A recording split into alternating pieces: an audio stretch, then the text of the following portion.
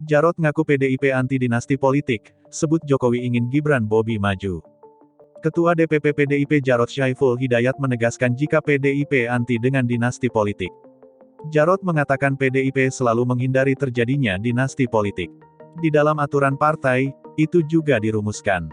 PDI Perjuangan itu anti lo membikin dinasti itu, kata Jarod dalam diskusi Ganjar Center, di kawasan Matraman, Jakarta Timur, Senin, tanggal 30 Oktober tahun 2023. Jarod mencontohkan dalam aturan PDIP, suami istri tidak boleh dicalonkan sebagai anggota legislatif di tingkatan yang sama. Hal itu, kata dia, agar tidak terjadi dinasti politik. Misalnya saya sebagai calon anggota DPR RI dari Sumatera Utara sana, istri saya juga DPR RI, nggak boleh. Jangan di satu dapil, beda dapil nggak boleh.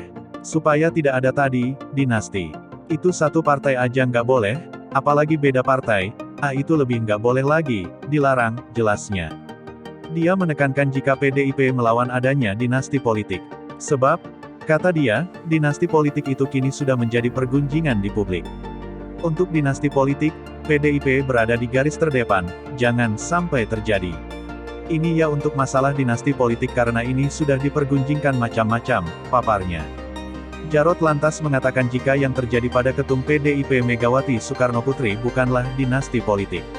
Sebab, menurutnya, Megawati melalui penggemblengan terlebih dulu untuk menjadi seorang presiden.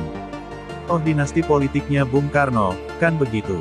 Saya katakan, oh nggak benar.